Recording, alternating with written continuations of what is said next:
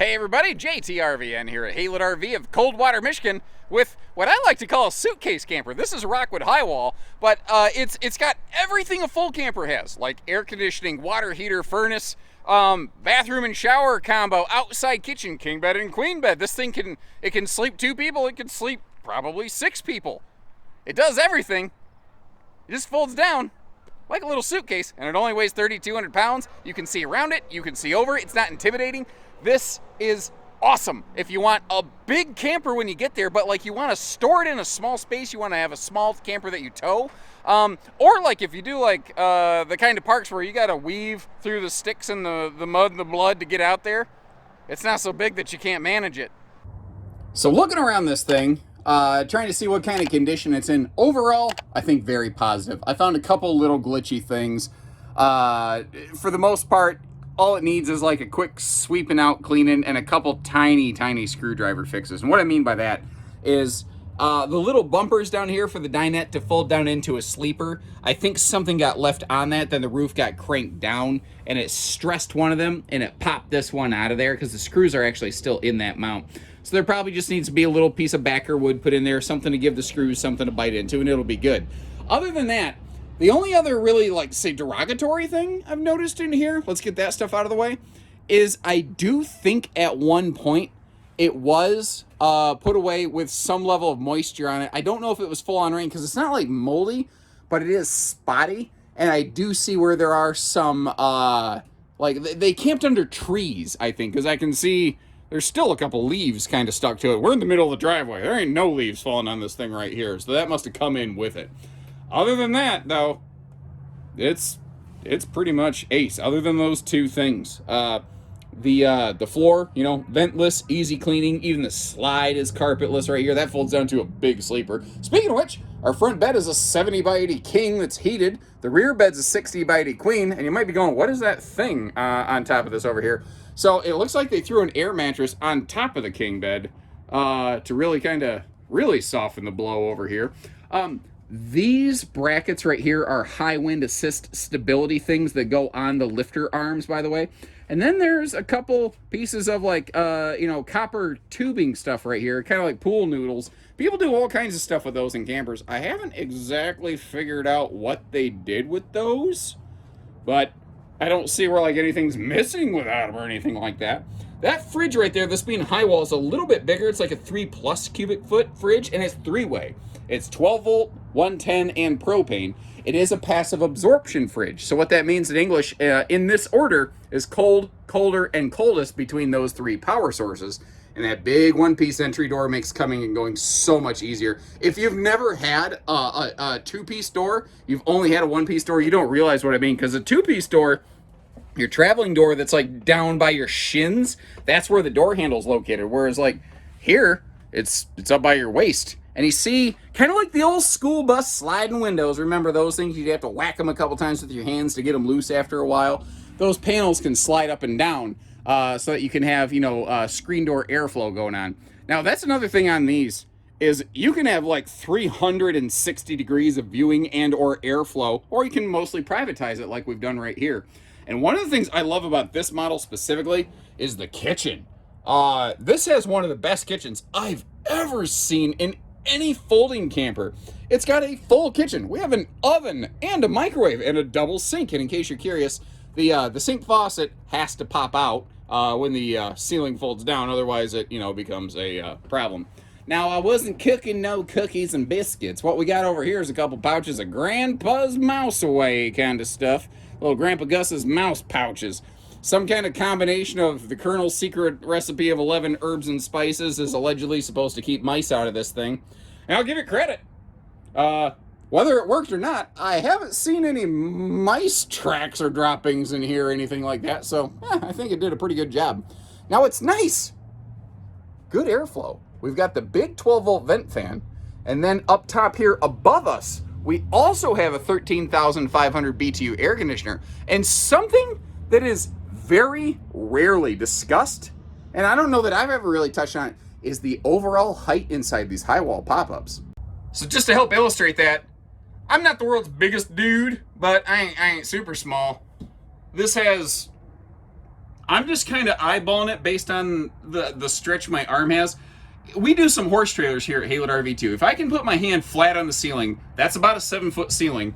If I have to stretch my fingertips, that's 7'6". So this is like a 7'2", 7'3" ceiling or something like that. Frankly, the only other kind of like, short of a fifth wheel, travel trailer sort of situation you get that kind of height is a Jayco Eagle, which like they're 10,000 pounds and 40 feet and like cost 50, 60 grand. I got that kind of ceiling height here in a Popup. And something a lot of people were actually really disappointed to see go in the most recent update to this, the newest 22s, they went, or the 21s or 22s, whatever it was. You got the little combination toilet, shower, wet bath over here. I call it a shoilet. You can do the 3 S's in it, but only 2 at a time. The newest ones are only a surround curtain. They don't have the hard wall enclosure this one has. But then again, if you don't want this there, you can always just fold it down. But to do so, you have to say the magic phrase, "Move, bath, get out the way." Now, with this being a bigger model and having that air conditioner, that would be a lot of weight to crank, which is one of the reasons I really like the power lifter system that's standard on these. You may also notice that double propane tank enclosure up front. This has the same auto change regulator that you would, like if one tank goes dead, it'll just start pulling off the other one and you can get them swapped out at your convenience without losing propane service. Same thing that you get on like a bigger trailer. You get on this little guy right here, which again, it's a full travel trailer. It just happens to pop up and fold down, which is kind of nice. This is an interesting little inside-outside storage compartment right here, just to kind of connect the dots in case you're curious as to, like, where is all this stuff? Now, the previous owner left some things in here. I haven't really, like, rifled through everything just in case there's something they need to come back for. I didn't want to, like, go, you know, going through their stuff. Those are Goodyear tires, by the way. So... not that I'm ever recommending it, but the tires are rated to go 87 miles an hour. I really sincerely hope you don't ever do something like that. And if you go any faster than that, you'll actually get to your destination before you depart, because 88 miles an hour is when the flux capacitor engages and you go back in time. So don't do that. What's also very interesting, like you see that mini camp kitchen right there with a sink. These are fully self-contained, like a normal travel trailer. A lot of pop-ups have like a cassette style system. This has full onboard holding tanks. It's a fully self-contained unit.